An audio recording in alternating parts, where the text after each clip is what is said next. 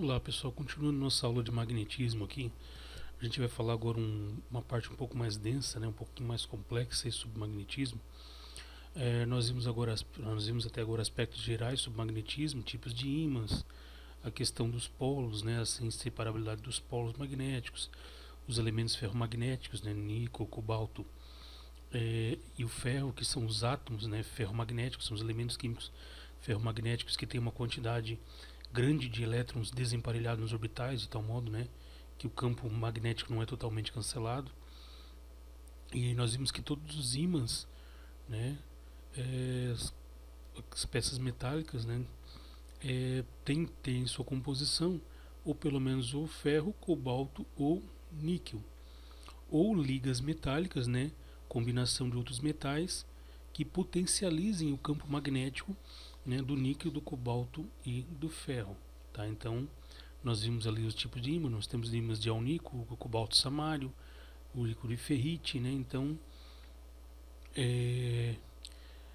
assista lá aquele videozinho do Modo Mundo que tem ali as descrições para que serve cada ímã, onde é que é mais encontrado. Então, existem ímãs mais baratos, ímãs mais caros, mais tolerantes à temperatura, menos tolerantes à temperatura, campo magnético maior, menor, depende da aplicação, depende para que se quer utilizar o ímã. Se eu quero um ímã, por exemplo, para excitar a bobina de um alto-falante, eu posso usar um ímã de ferrite. Se eu quero um ímã que precise ter um campo magnético mais intenso, e tem um campo magnético mais próximo do seu polo e seja mais intenso, para um elemento, para um sistema mecânico um pouco mais preciso, por exemplo, porque um ímã que vai controlar ali uma agulha de HD, eu vou precisar de um ímã, um neodímio, um alnico, um ímã mais, um pouco mais, um campo magnético mais intenso. Tá? Então existem ímãs para vários tipos de aplicação. Tá? A nossa ideia não é discutir sobre ímãs, para que serve cada ímã, não vem esse objetivo. Nosso objetivo é estudar o efeito produzido pelos ímãs, o magnetismo. Agora a gente vai ver o campo magnético. Tá? Mas é interessante ver o videozinho ali do Manual do Mundo, ali onde o Iberê Tenório mostra o funcionamento de uma magnetizadora e como que é fabricado o ímã. Então os ímãs artificiais, as ímãs comerciais que a gente compra, que encontra em equipamento, tipo alto-falante, ou compra até mesmo hoje no Mercado Livre, são peças metálicas de diferentes composições, mas nessas diferentes composições obrigatoriamente eu vou ter que ter o níquel, o cobalto ou o ferro, ou 2 ou 3 desses componentes, misturado com os outros elementos químicos que venham potencializar e amplificar o campo magnético. Tá? É conformado barras metálicas, barras metálicas desses materiais. Esses materiais são submetidos ao intenso campo magnético de uma magnetizadora. Tá? Então aí assiste o videozinho lá, tá, pessoal? E nós vamos entrar agora na parte mais densa, mais intensa, e agora que a gente vai começar a pegar um pouquinho mais pesado, conceitualmente um pouquinho mais complexo, é o que é o campo magnético. Na natureza a gente tem basicamente três campos, pessoal. A gente tem um campo elétrico, que nós estudamos aí lá a meados de março, abril. O campo elétrico é uma região no espaço ao entorno de uma carga elétrica, onde todos os pontos eu posso determinar ali um vetor campo elétrico. E nesses pontos onde eu posso determinar um vetor campo elétrico, se eu botar uma carguinha de prova, essa carguinha de prova fica submetida a uma força elétrica. Então, o campo é uma região no espaço ao entorno de um elemento onde é capaz, onde vai aparecer uma força. Tá? Depois nós temos o campo gravitacional, que é o primeiro campo que a gente estuda lá no primeiro ano. É o campo formado ao entorno de uma massa. E se eu tiver uma massa ao entorno desta massa, forma um campo gravitacional. E esse campo gravitacional é formado por uma infinidade de pontos, por infinitos pontos, uma região, um espaço, que vai teoricamente até o infinito, onde em cada ponto eu posso definir um vetor campo gravitacional. E em cada ponto desse espaço ao entorno de uma massa, se eu colocar uma massinha menor, essa massinha vai ser sujeita a uma força gravitacional. Então, quando eu tenho força que não é de contato, eu tenho um elemento aí chamado campo. É através do campo que um corpo enxerga outro. É através do campo que um ímã enxerga outro ímã. É através de um campo gravitacional que uma massa interage com outra massa, sem ter um contato físico. É através de um campo elétrico que uma carga elétrica interage com outra carga elétrica, sem que haja um contato físico entre elas. E agora nós temos o campo magnético. A gente depois vai falar um pouco de força magnética. A força magnética vai vir um pouquinho mais para frente. Mas se eu aproximar dois ímãs, eu vou ver que um ímã interage com o outro. Vai chegar a uma determinada distância, eu vou verificar que os ímãs teoricamente não interagem, porque a interação é muito fraca, a força magnética é fraca, e eu não vou sentir puxando ali. Mas se eu aproximar suficientemente dois ímãs, eu vou verificar que vai ter ali uma força intensa, ao ponto de repelir ou atrair, fazer eles colar. Então um ímã puxa o outro com uma força magnética. Mas o que faz com que um ímã enxergue o outro? Ou que um ímã, ou que um pedacinho de metal que contenha ferro, níquel e cobalto enxergue um ímã, seja atraído por um ímã? É o campo magnético gerado por esse ímã. Então, o que é um campo magnético? É uma região ao entorno de um elemento magnético, uma região do espaço ao entorno do elemento magnético, onde em cada ponto desse espaço eu posso definir o que a gente chama de campo vetor campo magnético. Tá? Então, o campo magnético, independente de ter alguma coisa neste ponto, eu posso dizer que aquele ponto do espaço ao redor de um elemento magnético, ele tem uma intensidade, um campo magnético. O campo magnético vai ficando mais fraco à medida que eu me afasto, que eu me afasto do elemento magnético, e o campo magnético vai ficando mais forte à medida que eu pego pontos mais próximos do elemento magnético. Quando eu falo elemento magnético, por exemplo, é o ímã. Tá? Então aqui, pessoal, região em torno de um elemento magnético, um conjunto de pontos, então, um conjunto infinito de pontos, óbvio, onde podemos definir um vetor campo magnético. Então, o campo magnético, pessoal, ele pode ser medido. Campo gravitacional pode ser medido, campo elétrico pode ser medido. Tá? E o campo magnético ele é medido, e a unidade de medida do campo magnético a gente chama de Tesla. Tá? Então, nós temos uma unidade interessante chamada Tesla. Se você nunca ouviu falar de Tesla, em homenagem a Nikola Tesla, o gênio ali, o gênio da indução magnética, o gênio criador dos motores elétricos, o gênio criador do sistema de geração e distribuição de corrente alternada que nós usamos até hoje. Tá? Então, quem não tem interesse, procura aí ler um pouquinho sobre Nikola Tesla, a tal bobina de Tesla. Então, um personagem importante da história da eletricidade e do magnetismo. Tá? Então, a unidade de magnetismo é o Tesla. Tá? Eu não vou abrir o que está por dentro da unidade aqui, Na verdade, o T é T de Tesla, mas o T a gente vai ver depois que é uma série de grandezas associadas. Então, a unidade de magnetismo, na verdade, é uma unidade composta, é bem composta. Tá? Mas vamos chamar a unidade de magnetismo de Tesla e pronto. Pessoal, aqui eu tenho um ímã.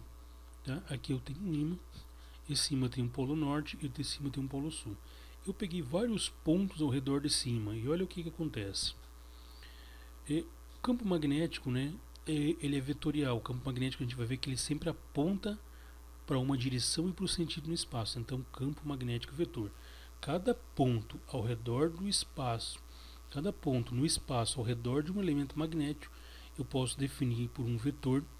Eu posso descrever, eu posso identificar aquele ponto do espaço próximo de um elemento magnético através de um vetor campo magnético. E esse vetor campo magnético vai me dizer a direção desse vetor, a direção desses campos, que a gente vai ver que quem dá a direção são as linhas de indução, que a gente vai ver daqui a pouco. O sentido desse campo, se esse campo ele gira, esse movimento, esse campo, a gente vai ver que o campo magnético ele sai do polo norte e entra no polo sul.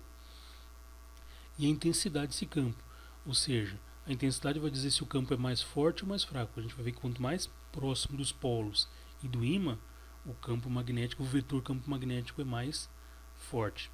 E quanto mais afastado, ele é mais fraco. Tá?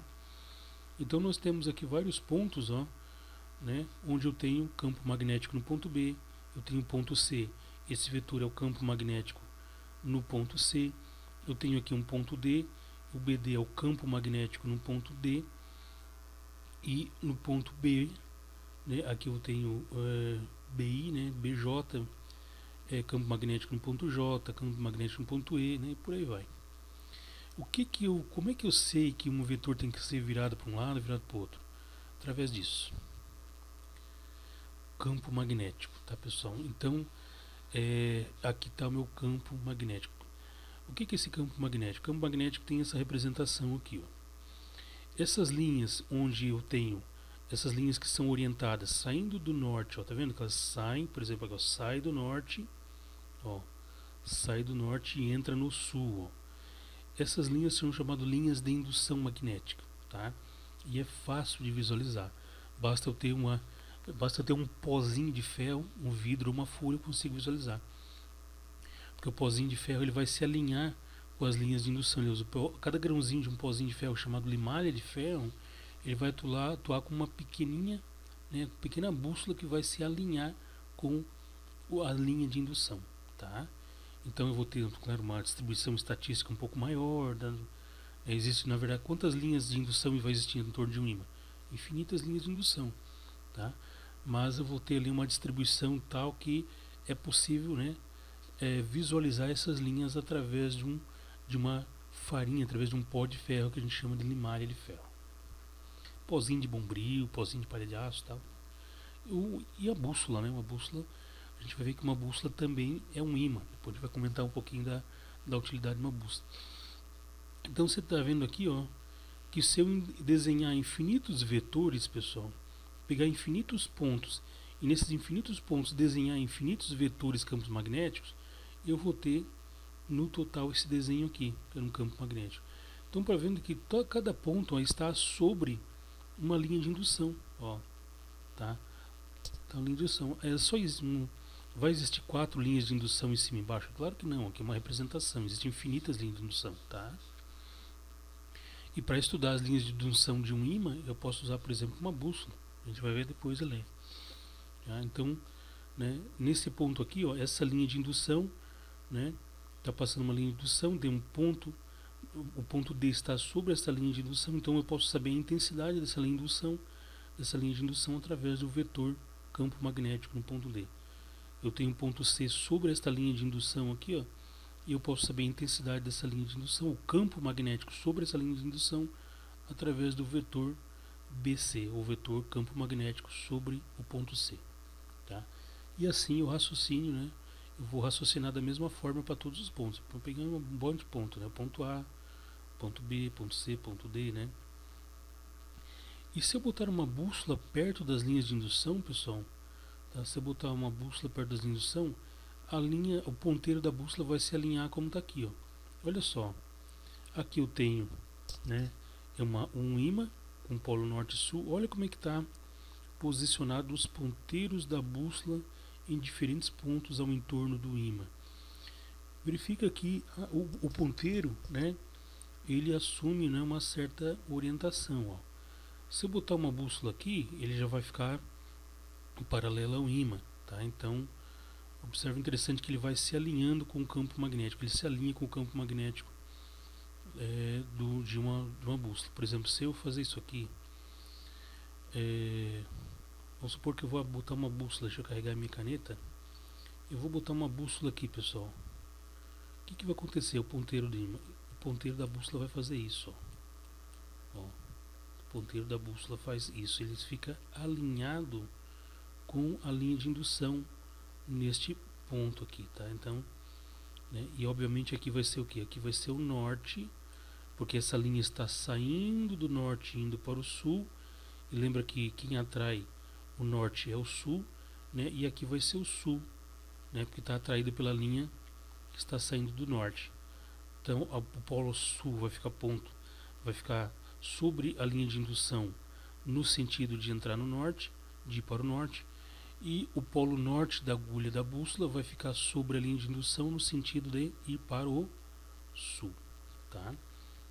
Mesma coisa, se eu botar uma bússola aqui, pessoal, ó, vamos enfiar uma bússola aqui, ó. O que vai acontecer? O ponteiro vai ficar como aqui? O ponteiro vai ficar assim. Agora eu já me enrolei tudo no desenhar aqui, né? Mas o ponteiro vai ficar assim, ó, alinhado, tá? Alinhado com a linha de indução, onde eu vou ter aqui o norte e aqui eu vou ter o sul. Então, né? como é que está a linha de indução? A linha de indução aqui está assim, pessoal, ó, saindo aqui, né? Aqui está saindo assim, ó. Por isso que né? Então estaria aqui assim, ó. Eu vou ter que quantas linhas de indução aqui? Infinitas, né? Eu estou representando algumas aqui, tá, pessoal? Então observe que a ponteira, né? Se eu botar uma bússola próxima a um ímã, o ponteiro da bússola também é um ímã, né?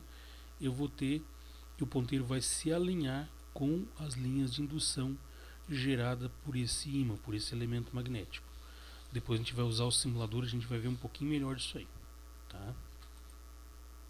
Então essas linhas é chamado linhas de indução, tá? E sobre as linhas de indução que estão os pontos que compõem aí o campo magnético. Quantas linhas de indução tem? Infinitas. Quantos pontos, né? Onde eu posso determinar o vetor indução magnética, o vetor campo magnético do ímã? Infinitos, tá? Então olha só, pessoal, aqui eu tenho um ímã em barra semelhante, né? Onde está representado por essas figuras aqui, e eu botei pó de ferro próximo. Então olha só como é que desenhou certinho essa figura aqui, ó. Tá vendo? Aqui as linhas, existe uma distribuição preferencial sobre as linhas de indução. Onde tem branco tem linha de indução? Tem linha de indução, sim, tá? Mas o negócio aqui é meio, né, é meio caótico, então houve o que? Uma distribuição, né? Como é que isso acontece? Porque cada grãozinho desse pó de ferro atua como um ímã. Então, né, é como se fosse atua como uma bússolazinha. Cada grãozinho do pó de ferro atua como uma pequena bússola, né, que é imantada pelo ímã, né, pelo ímã em barra aqui, e se alinha, né, no campo magnético. Então é como se eu jogasse infinitas, né, uma tonelada de bússolas aqui em cima, né, aos ponteiros iam formar essas figuras aqui, ó, tá? Então isso que eu quero que você entenda. Então observe que eu posso observar na prática as linhas de indução de um elemento magnético, como o ímã em barra, né, e eu posso verificar, eu posso mostrar a existência dessas linhas com um limalha de ferro, com um pozinho de ferro, ou bússolas, né? Se eu botar aqui várias bússolas aqui, essas bússolas vão alinhar os ponteiros e eu posso ligar através de uma linha esses ponteiros. Eu vou verificar que forma essas figuras aqui, ó. Tá? Então eu tenho linha de indução, né? A linha de indução que forma o campo magnético, é como eu represento o campo magnético.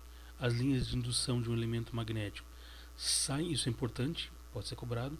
As linhas saem do norte e entram no sul, tá? Campo magnético vai ser sempre mais, anota aí que isso é importante também. Campo magnético é sempre mais intenso nos polos. Por que ele é mais intenso nos polos? Porque eu tenho uma densidade magnética maior, ou seja, eu tenho um maior número de linhas por unidade quadrada. Então observa aqui, ó. Olha só, para você ter uma ideia do que eu estou falando. Se eu pegar um círculo e botar aqui, e o círculo do mesmo tamanho eu botar aqui, onde é que eu tenho maior número de linhas de indução? Eu tenho maior número de pontos. Eu tenho maior número de linhas de indução aqui, ó. Então o campo magnético ele é mais intenso, tá? Aqui. Tá? Então eu tenho, né, digamos assim, o maior número de pontos, né, maior número de linhas de indução próximo aos polos, tá? Então a gente diz que os campos magnéticos são mais intensos nas extremidades, nos polos dos ímãs, porque nos polos dos ímãs eu tenho maior número de linhas de indução. Linhas de indução sempre representadas saindo do norte e entrando no sul magnético do elemento magnético. No caso, nós estamos tratando aqui de um ímã de barra. Tá? Nas laterais eu tenho campo magnético, obviamente, mas o campo magnético é menos intenso. Então, se eu pegar qualquer ponto aqui, né, próximo às laterais, o vetor campo magnético vai ser menos intenso, tá? Porque nesse ponto eu vou ter um número menor de linhas de indução, certo? Então, pessoal, aqui é uma partezinha um pouquinho mais complexa, né, mais conceitual, tá? O campo magnético, então, o campo magnético é representado pelas tais linhas de indução.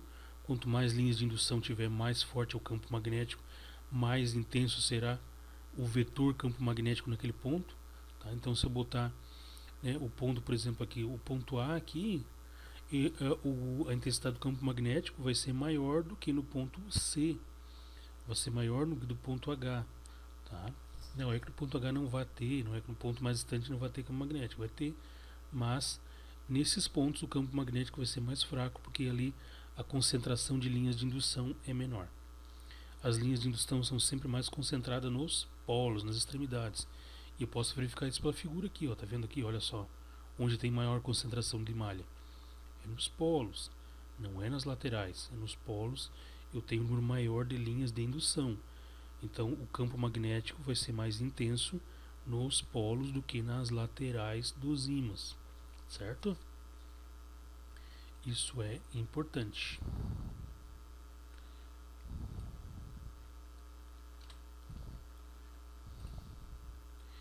Então as linhas de indução sempre saem do norte e entram no sul. Isso é extremamente importante. Se não souber isso de magnetismo, não esquece, né? Não tem jeito de avançar. Tá? E eu posso calcular a intensidade desses vetores campo magnético, né? Mas a gente vai calcular em circunstâncias onde é fácil calcular, né? Eu não vou pegar um ímã aqui e pedir pegar um ponto no espaço qualquer e pedir para determinar a intensidade de direção no sentido do campo magnético ali, não é assim que funciona. Né? A gente nem vai trabalhar com ímãs, a gente vai explorar o conceito de campo magnético através de eletroímãs, de campo magnético gerado por fio, por bobina, por espira, tá? Então a gente vai ver que tem circunstâncias, né? A gente vai calcular campo magnético em circunstâncias, né? Em elementos onde é fácil calcular campo magnético, né? Porque calcular o campo magnético em qualquer ponto, em torno da geometria de qualquer ímã, não é fácil, tem que ter uma matemática mais pesada. Né? Então a gente vai fazer os cálculos mais básicos, tá? Então está aqui o meu ímã, só que o campo magnético é apresentado pelas linhas de indução e as linhas de indução vão sempre sair do polo norte e entrar no polo sul. Então eu posso pegar qualquer ponto, né? Então o campo magnético é a região ao entorno do espaço, ao entorno de um elemento magnético, onde cada ponto dessa região eu posso definir um vetor campo magnético. O vetor campo magnético vai ser mais fraco longe dos ímãs e o vetor campo magnético vai ser mais intenso próximo dos ímãs. Por que é mais fraco longe dos ímãs? Porque tem um número menor de linhas de indução. Por que é mais forte próximo dos ímãs, próximo dos polos? Porque próximo dos polos, próximo dos ímãs, especificamente próximo dos polos, tem um maior número de linhas de indução. Tá? Pessoal, geomagnetismo, né? A gente não poderia deixar de falar do geomagnetismo, né? Até para te entender para que serve uma bússola. Então, tem gente que não sabe para que serve uma bússola. Já é fato, né, comprovado, apesar de não se saber com certeza o que gera, que a Terra é um grande ímã. Tá? A Terra ela possui um campo geomagnético que vai até, né, passa da alta atmosfera. Tá? Então a Terra ela atua como um grande ímã. E o que gera esse ímã? Né? Então, o que gera esse ímã, né, é o fato da Terra ter uma rotação, obviamente, né, roda. Tá? Então tem um núcleo líquido lá e tem cargas elétricas. Então a combinação do movimento de rotação, tá, ali do magma, quando eu falo magma, núcleo interno, núcleo externo, possui elementos, né, tem uma quantidade muito grande de elementos ferromagnéticos ali, ferro, cobalto, níquel, né, dentro da Terra é cheio desses elementos aí, em estado líquido, em estado semipastoso. Então eles estão rodando junto com a rotação da Terra em alta velocidade. E também a diferença de densidade entre o núcleo e o manto faz com que formem assim, redemoinhos na camada de separação de núcleo, né, núcleo externo, manto, né, as camadas ali. E isso gera campo magnético. Então nós temos um campo magnético, a Terra gera um campo magnético, a Terra é um grande ímã no espaço, porque dentro dela tem campos magnéticos que estão sendo movimentados pelo próprio movimento de rotação da Terra, né, e por movimentos ali de redemoinho, de rolos ali, entre o contato do núcleo, né, do núcleo externo, do manto, tá? Então a Terra tem cargas elétricas rodando. A gente vai ver depois que elétrons em movimento, a gente já viu que elétrons em movimento geram, né, campo magnético, né, que nos átomos de níquel, cobalto e ferro, que gera o magnetismo nesses átomos é justamente, né, em parte, o movimento do elétron em torno do núcleo. Então eu tenho também, nos casos da situação da Terra, eu vou ter uma quantidade infinitamente grande de cargas elétricas, né, de íons ali mergulhados no magma, né, girando em torno do núcleo da Terra. E o próprio girar do núcleo da Terra também gera um campo magnético. A diferença de densidade entre o núcleo externo e manto, né, faz girar rolos, né, redemoinhos ali de magma que contém carga elétrica girando mais campo magnético. Tá? Então existem vários elementos que se combinam. Tá? Se você ver na prática o campo magnético da Terra, ele não é assim tão perfeitinho como o campo magnético de um ímã, né? Como a gente vê na figura que existe polos menores. Tá? Por exemplo, o Sol tem um campo magnético, o Sol tem um campo magnético, só que o Sol não tem um polo norte, um polo sul. O Sol tem vários polos norte, como se fosse um saco de ímãs ali, tem uma coisa bem bagunçada. A Terra também é um pouquinho assim, mas predominantemente ela tem um polo norte, né? A Terra ímã tem um polo norte e um polo sul. Tá? Então, olha só. Outra coisa também, né? Então você pensa o seguinte. Pessoal, o polo norte. Então, para que serve uma bússola? Pessoal, a bússola é um elemento de. Deixa eu carregar toda a transição aqui. A bússola é um elemento de localização. Tá? Hoje ninguém usa mais bússola, né? Hoje a gente usa GPS, umas coisas um pouquinho mais sofisticadas. Mas uma bússola pode, né? Se tiver uma bússola e te perder numa mata, pode te salvar. Tá? A bússola é um elemento que vai apontar sempre para onde? Sempre para o norte. Tá? A bússola aponta para o norte geográfico da Terra. Só que tem que saber o seguinte: o norte geográfico da Terra ele está mais ou menos alinhado, né, com o sul magnético. Então, na verdade, a bússola aponta. Então, preste atenção que isso é extremamente filosófico. O norte magnético da bússola, a partezinha vermelha da bússola, aponta para o sul magnético da Terra. O sul magnético da Terra está próximo do norte geográfico. Aí bananou tudo, vou repetir. Onde tem o norte geográfico? Lá no Polo Norte, próximo ao Polo Norte da Terra, nós não temos o norte magnético, nós temos o sul magnético. Tá? E o Polo Norte da agulha da bússola aponta para o sul magnético da Terra. Por isso, então, ou seja, o norte magnético da agulha da bússola aponta aproximadamente para o norte geográfico. Tá? O norte geográfico está próximo do sul magnético. Entendeu? E no polo sul eu tenho o norte magnético. E quem é que aponta para o norte magnético? O sul magnético do ponteiro da bússola. Então, cuidado. Tá? Na Terra nós temos duas divisões. Nós temos posições geográficas, o norte geográfico e o sul geográfico. Tá? E para o norte geográfico está próximo do sul magnético da Terra. Então, no Polo Norte eu tenho ali próximo, que é o norte, no Polo Norte eu tenho o norte geográfico, mas próximo do norte geográfico está o sul magnético. Por isso que o norte, né, da bússola aponta para. Por isso que a gente diz que a bússola sempre aponta para o norte. Ou seja, a parte vermelha da bússola é o norte magnético da agulha da bússola. A agulha da bússola é um ímã. Tá? Então a agulha da bússola, a parte vermelha da agulha da bússola, que é o norte magnético da agulha da bússola, aponta para o norte geográfico, aponta aproximadamente para o norte geográfico da Terra. Porque próximo ao norte geográfico da Terra está o sul magnético da Terra. Entendeu? Então te esforça para entender. Olha só, né? Tá aqui, né? Então está aqui o planeta Terra, que atua como um ímã. Eu vou ter linhas de indução. Olha só, as linhas de indução saem do Polo Sul, porque no Polo Sul está o norte magnético da Terra e vão em direção ao sul, né? Ao sul magnético.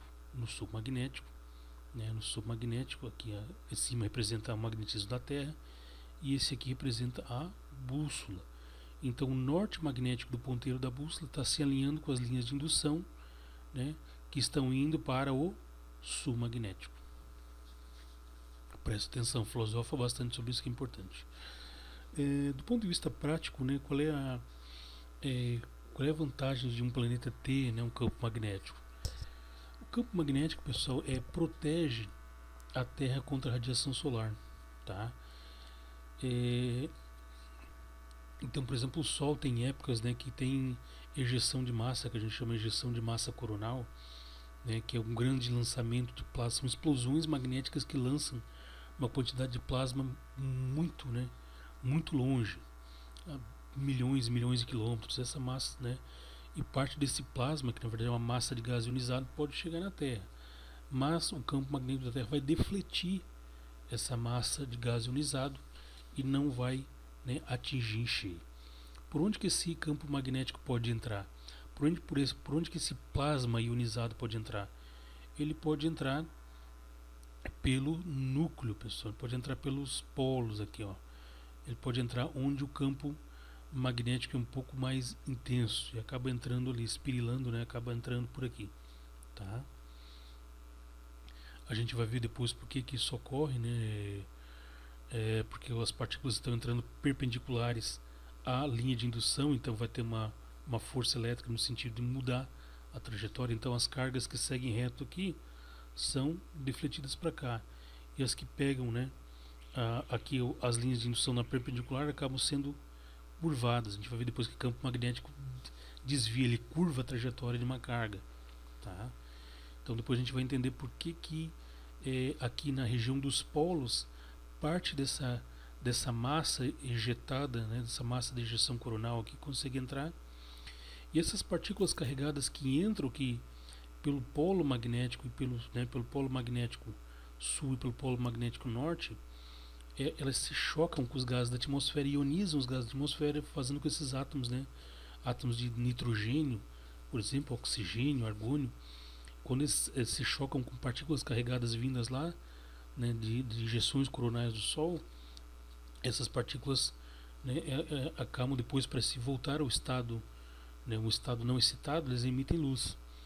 Tá? Então essa emissão de luz causa um dos eventos, um dos fenômenos mais belos que existem aí, que são as auroras. Eu vou ter as auroras boreais no norte geográfico, né, da Terra, e vou ter as auroras austrais no Polo Sul. No Polo Norte eu tenho aurora que a gente chama de aurora boreal. Tudo que é referido a norte é chamado boreal. Tá? E no Polo Sul, né, na Antártida, eu tenho auroras austrais. Obviamente, né, no Polo Sul, como o Polo Sul ele é muito mais, né, a Antártida ela é muito maior e tem o tamanho mais distanciado das populações, é mais difícil tu ver a aurora austral. Agora a aurora boreal, né, tu consegue ver. O Polo Norte ele é mais curto, é uma área territorial menor e tem mais populações próximas, né? Alasca, norte do Alasca, norte do Canadá, né, Noruega, né, essas regiões todas estão muito próximas ali do Polo Norte e consegue visualizar esse fenômeno de luz que a gente chama de aurora boreal. Tá? Então no norte eu tenho aurora boreal e no hemisfério sul, na Antártida, eu vou ter, né, se eu conseguisse chegar próximo do polo, né, exatamente ali, eu veria, né, olhando para o céu, eu veria as auroras austrais. Né, não são tão documentadas porque é lá no meio da Antártida, então é mais difícil de visualizar, né? Mas tem também. Então tá aqui uma bússola, né? A bússola é uma agulha, na verdade é uma agulha imantada, é uma agulha que é um imãzinho. A parte vermelha é o norte magnético e a parte azul é o sul magnético, né? Então eu rodo a bússola aqui, eu vou alinhar o norte com a agulha. Então a agulha está apontando para o norte, aproximadamente para o norte geográfico, que na verdade ela está apontando para o sul magnético, que fica no norte, próximo ao norte geográfico. Né? Aí eu vou ter, obviamente, que para o outro lado é sul e o leste-oeste, né? Nas direções perpendiculares ali. Beleza? Pessoal, campo magnético uniforme.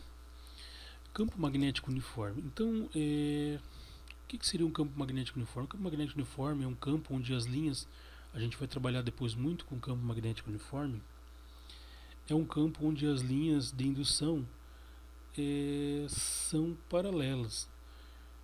Eu tinha lá campo elétrico uniforme, lembra lá do campo elétrico uniforme? Agora eu tenho campo magnético uniforme.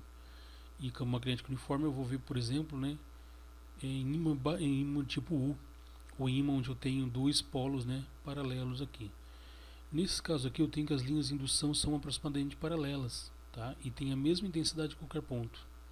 Esse é o campo magnético uniforme, muito parecido com o campo elétrico uniforme que nós vimos há um tempo atrás.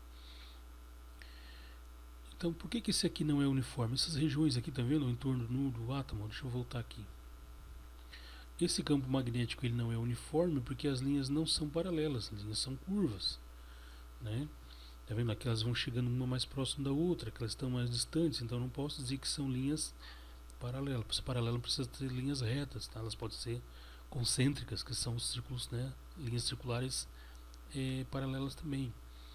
Mas o fato é que, por exemplo, aqui, ó, aqui elas vão se encontrar, elas estão se aproximando, aqui elas estão se afastando.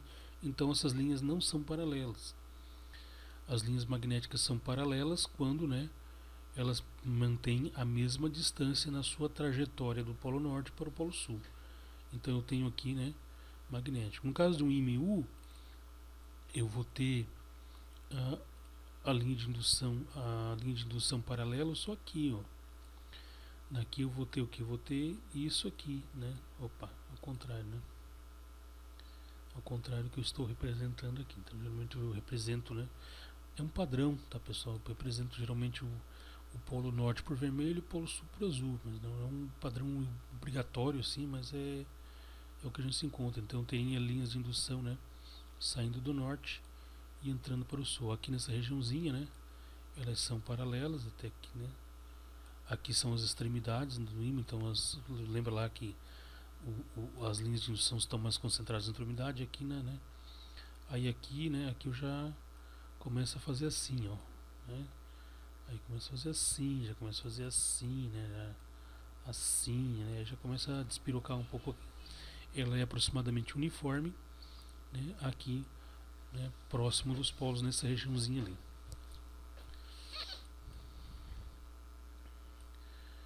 Se eu tiver, por exemplo, duas barras, eu também, né? Se eu tiver assim, como está aqui, né? Duas barras, né? Obviamente aqui vai ter o sul, né? Mas digamos que aqui seja um imã desse tipo aqui, um imã, né? Uma que eu posso ter também, né? Aqui seja o norte, um imã tipo um pastilho, mas, né? Aqui seja o sul. Se eu botar o norte com o sul, né? Eu vou ter um campo uniforme aqui. Aqui para cima, o que vai acontecer? Aqui para cima eu já vou ter isso aqui, ó. Eles já vão se entortar, né? Eu já vou ter essa geometria aqui, que é o que está acontecendo aqui, né? Ó, ali, ó. Só acompanhando mais ou menos a limalha. Se observar a limalha, você está vendo que as linhas de indução estão fazendo curva aqui. E aqui perto elas estão, né? Ó, elas estão mais paralelas, mais certinhas. Ou seja, o campo magnético uniforme nessa regiãozinha aqui.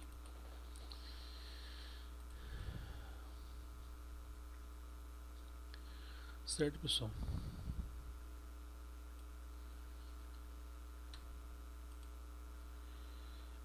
O experimento de Ørsted. Eu vou fechar esse vídeo aqui, depois eu retorno com o terceiro vídeo com o experimento de Ørsted e o primeiro exemplo onde nós vamos parar esse primeiro encontro aí até campo magnético por fio longo, tá? Então daqui a pouco nós voltamos.